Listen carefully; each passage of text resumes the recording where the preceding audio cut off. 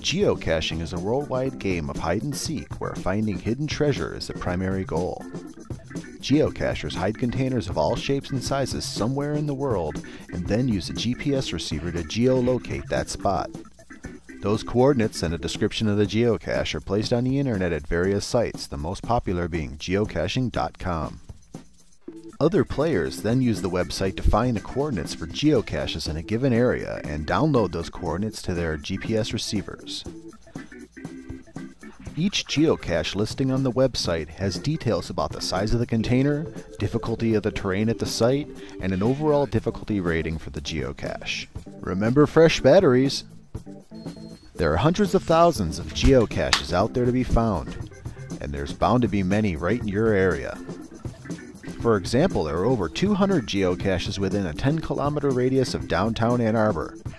Some may be within walking distance, while others may be further out. It's great to find them on vacation in other cities, too. One of my favorite other geocaches I actually found in Boston, and this was right on the waterfront. It was hidden under the dock, and they said to be aware of rats. I'm like, rats? I'm digging my hands around where there's rats.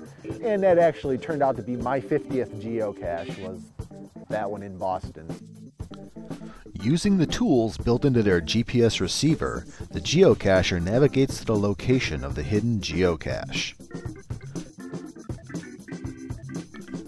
Usually, the GPS coordinates can get the geocacher within a dozen meters or so of the hiding spot, after which the geocacher must use the description of the geocache and any clues provided to locate the actual container. Some are easy to find and some are devilishly hard. The containers can be anything from nano-sized film canisters up to large ammo canisters or storage boxes, and might be concealed under large piles of sticks or rocks, or placed in the ends of hollow logs, set in the crook of a tree, or just about anywhere one can think of.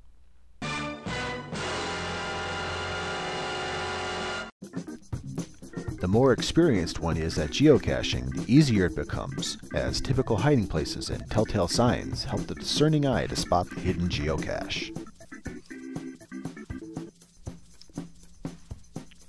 A variety of items are placed in geocaches depending on the size of the container. For a child, they get excited.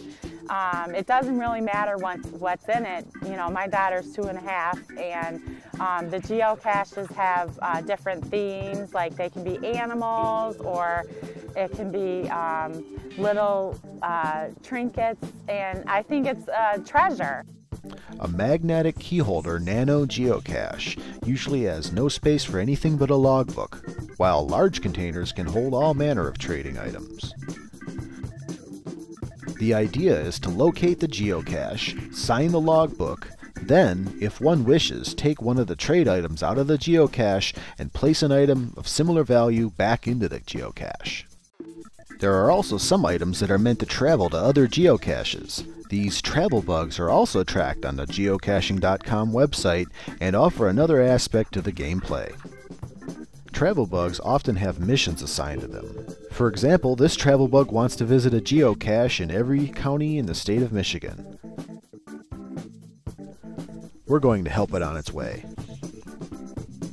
After making sure the container is properly closed, the geocacher is careful to re-hide the geocache in exactly the spot which they found it, and then conceal it in a similar fashion for the next geocacher that comes along. Yes, there's an app for that. Geocaching.com provides all the tools right on your iPhone. Remember, one of the rules of geocaching is that a geocacher should do their best to avoid having muggles, people who are not playing the game, see them remove a geocache from its hiding place. Following the GPS path to the waypoint they set when first starting out, our geocacher arrives safely back at the start of the trail. Now back at home, our geocachers return to the website and revisit the page for the geocache they found to claim a "found it" and to leave a brief note on the geocache's page.